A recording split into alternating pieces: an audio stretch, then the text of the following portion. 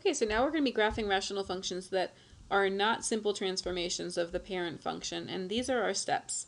We are going to set x equal to 0 and solve for y. That will find our y-intercepts, and set y equal to 0 and solve for x. This will find our x-intercepts. To find vertical asymptotes, you're just finding the zeros of the denominator, and that often requires factoring. And then we need to find the horizontal asymptote, and there are some rules about what kind of horizontal asymptote you're going to have. So let's talk about what this function will look like first. If you have a function f of x, it's going to be the ratio of two other functions. This is why it's called a rational function. And we can call the top function p of x and the bottom function q of x. And this is going to have several terms. It's going to look like first term with a lead coefficient a and x to the m being the degree. And then there'll be more terms after that. And then on the bottom, you'll have another lead coefficient. We'll call that one b, and we'll have x to the n, and more terms after that. But n's the biggest exponent. That's the degree. So in case 1, if you have a smaller degree on top and a bigger degree on the bottom, then your horizontal asymptote will be y equals 0. In case 2, if the degrees are exactly the same, the horizontal asymptote happens at the ratio of the leading coefficients. So it's going to be horizontal asymptote at y equals a over b. A and b are the leading coefficients of the numerator and denominator. And in case 3, if m is actually greater than n, you don't have a horizontal asymptote, but you might have something even better. You might have a slant asymptote. So in this case, no horizontal asymptote.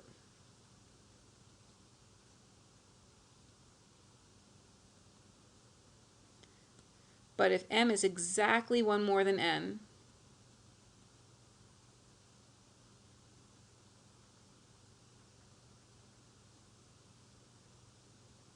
you would have a slant asymptote.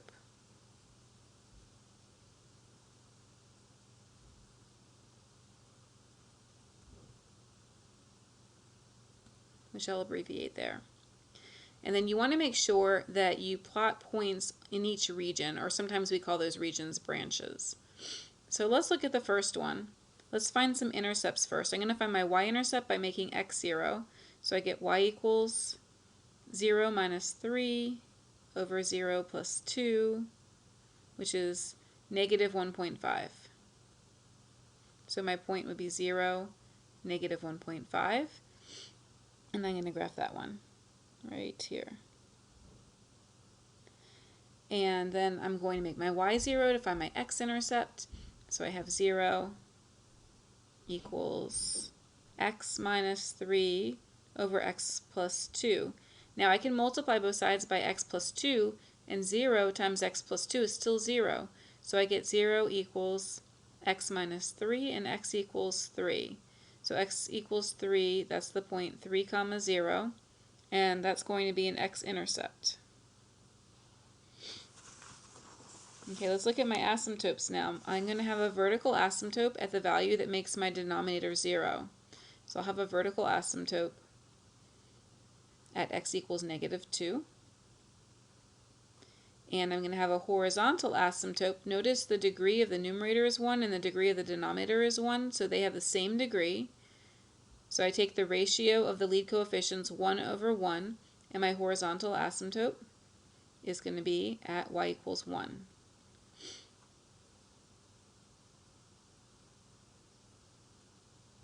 So I'm going to grab my asymptotes and I'm going to move those to the right place. Vertical asymptote at x equals negative 2. And horizontal asymptote at y equals 1. Okay, so I already have 2 points on my right branch, but I'm going to need some points on my left branch. So I'm going to start by graphing the branch that's going to go through my intercepts on the right side. On the left side, I need to choose some values, and it's easiest to choose integers, and I need to choose numbers that are less than negative 2, so I'm going to choose negative 3 and negative 4 and plug those in.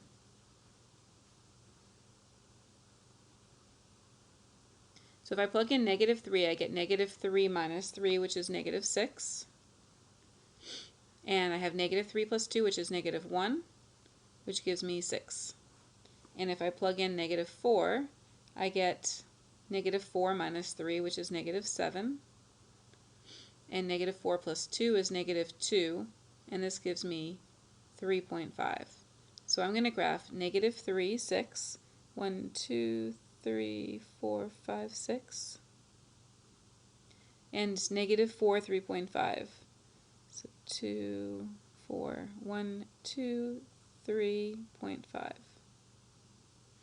Okay, so now I have 2 points on this branch as well.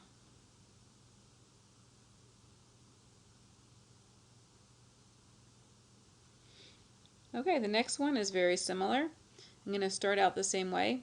I'm going to put 0 in for the x's to find the y-intercept. So I get y equals 0 over 0 minus 3, which is 0. So that's going to be the point 0, 0. If 0, 0 is on my graph, it's going to be an x-intercept and a y-intercept. So that's going to be the same point. Let's see if I have any other x-intercepts. I have x minus 3 here, and that's actually going to help me form my asymptote. So I'm going to have a vertical asymptote at x equals 3, and I'm going to have a horizontal asymptote. Notice my degree is the same in the numerator and denominator, so the lead coefficients have the ratio 2 over 1. So my horizontal asymptote is at y equals 2. So let's graph that and see what we have.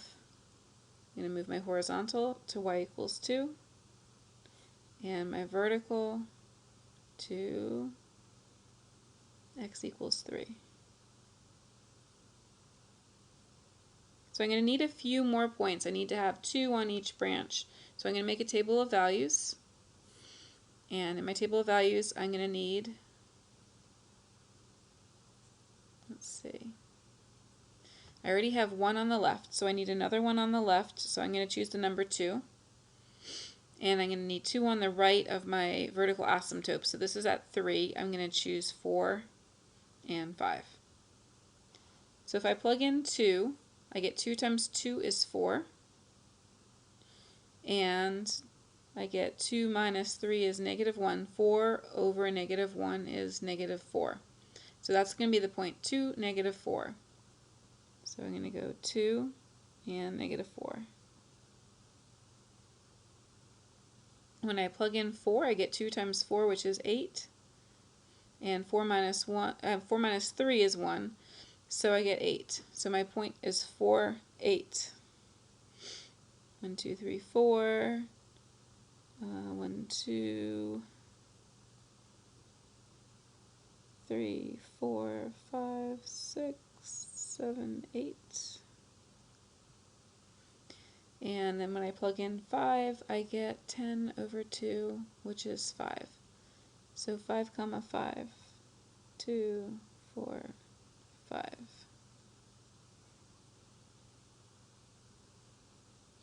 And draw your branches.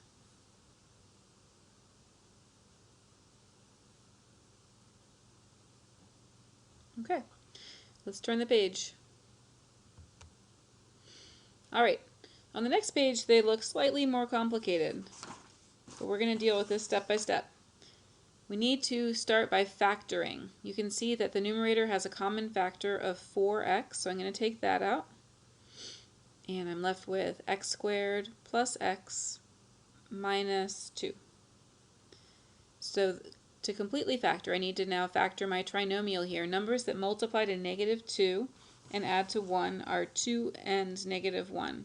So keep the 4x, and then to factor the inside I have x plus 2 and x minus 1. In my denominator I need numbers that multiply to negative 3 and add to 2, and those are going to be x plus 3 and x minus 1. So you'll notice that the x minus 1's will cancel out, and that's going to create a hole in the graph. So the x value of the hole will be 1, and we're going to find the y value as well for that. So to find the y value of the hole, and I know I'm jumping ahead a little bit here, you're going to plug the x value of 1 into the simplified equation. So that would be 4 times 1 times 1 plus 2. So let's do that over here. 4 times 1, 1 plus 2, and 1 plus 3. So the x-coordinate is 1. The y-coordinate is going to be 4 times 3 divided by 4, which is just 3. So I'm going to have a hole at 1, 3, and I'm just going to go ahead and graph that now before I forget about it.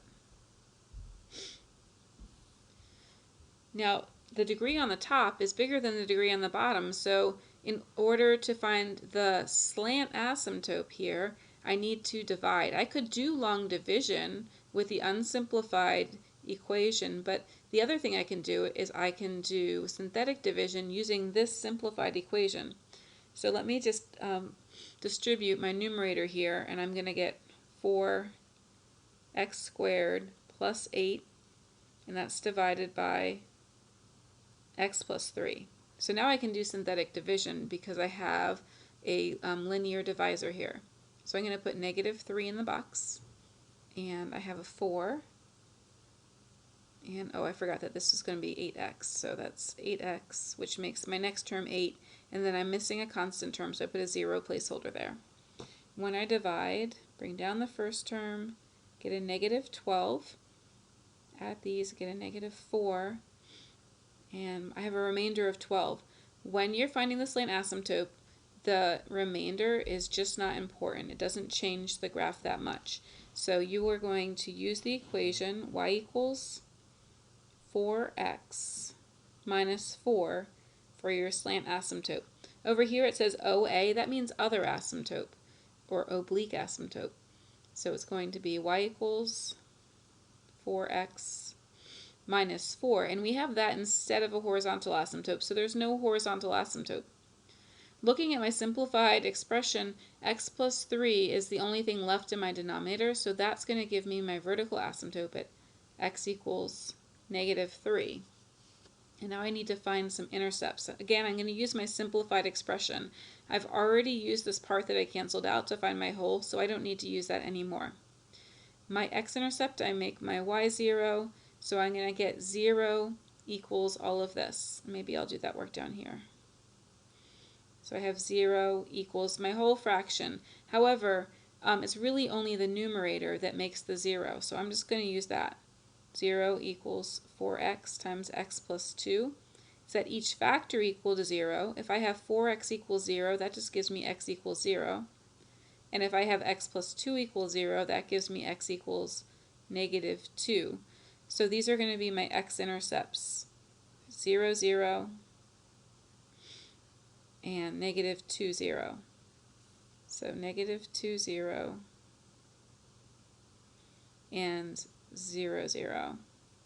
Now remember, if 0, 0 is a point on your x-axis, it's also a point on your y-axis. So that's going to be my y-intercept too.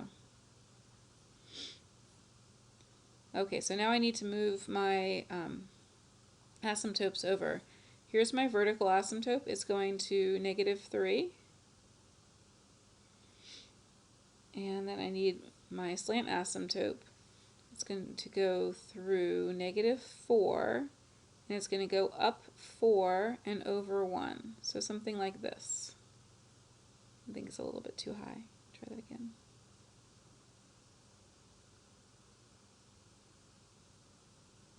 Okay. So I have 3 points on my right branch. I need a couple points on my left branch. So I'm going to fill those in, the table of values, x and y. I'm going to choose x values to the left of this branch, so I'm going to choose negative 4, and I'm going to choose negative 5. Okay, so if I plug negative 4 in for my x's, I'm going to have 4 times negative 4, and I'm going to have negative 4 plus 2, and in the denominator, negative 4 plus 3. And if you type that in your calculator, you should get y is negative 32. And if you plug negative 5 into your simplified expression here, you should get negative 30. So those values are way down here. Okay, so negative 4 is going to give me negative 32, somewhere about here. And negative 5 gives me negative 30, so negative 5 actually is a little bit off my graph. It's going to be about here. So this branch is going to end up out here.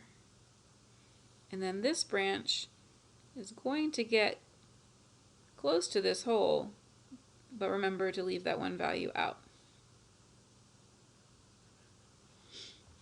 Okay, and last graphing example is here. Again, we're going to factor our denominator, so I still have x plus 2 in the numerator, and in the denominator I need numbers that multiply to negative 3 and add to 2. So I have x plus 3 and x minus 1. Oh, I'm remembering now that I forgot to do my end behavior up here. So let me just go back up and do my end behavior. If you have a horizontal asymptote, that will be your end behavior. If you have a slant asymptote, it's also your end behavior. So basically, your end behavior is the same as the line that is your slant asymptote. So you can see that my asymptote, as x goes to infinity, the y is also going to infinity. So as x approaches infinity, f of x is also approaching infinity.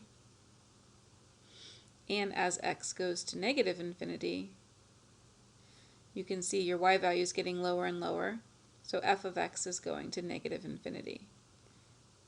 So the horizontal asymptote or the slant asymptote really defines your end behavior. Alright, getting back to my new problem. I have my factors. I'm going to use my factors to find my x-intercept. So if I make y 0, that's going to find the zeros of my numerator. So I get negative 2. So my x-intercept is negative 2, 0. To find my y-intercept, I'm going to substitute 0 for the x's.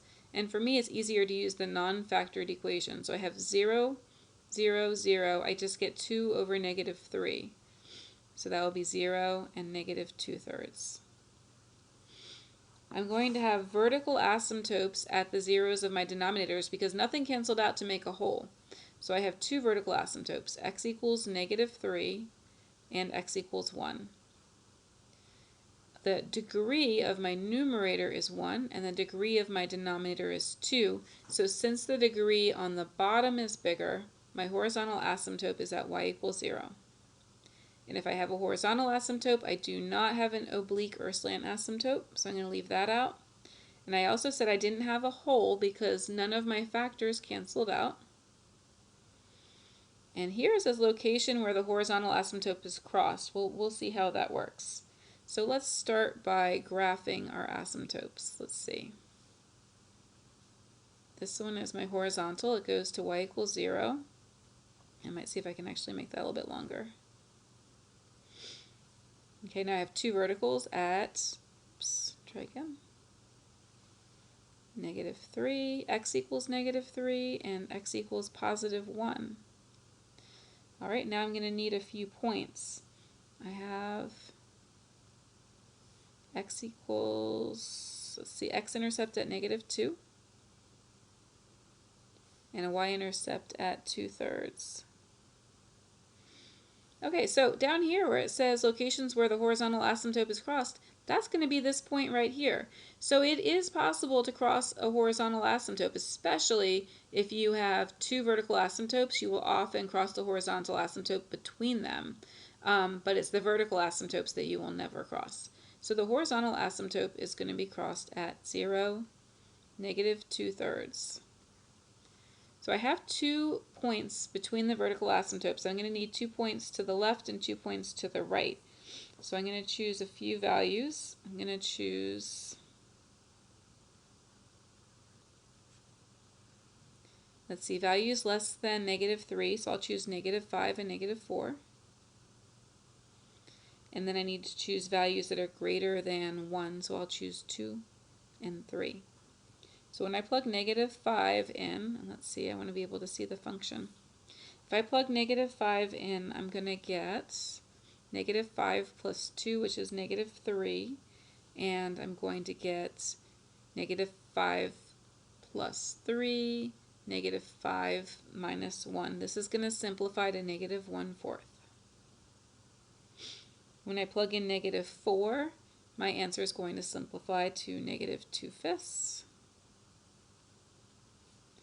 When I plug in 2, 2 plus 2, 2 plus 3, 2 minus 1, my answer simplifies to 4/5. And when I plug in 3, I get 5/18. So I'm going to plug these points on my graph now. -5 is -1/4. -4 is -2/5. +2 is 4/5. And 3 is going to be 5/18, which is about 1/3. Okay.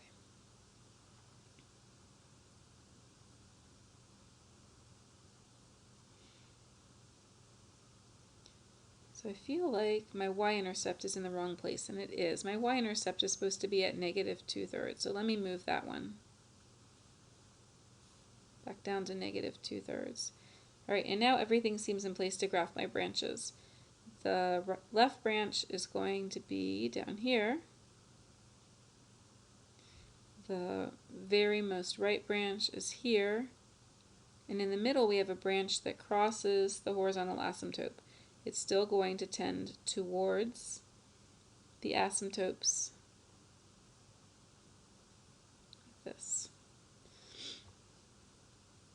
Okay, so at the bottom you're supposed to write down one question about graphing rational functions that you will ask in class, and it can be about any of these 4 pages, but please be prepared with your at least one question, and remember you could write as many questions as you want in the margin here.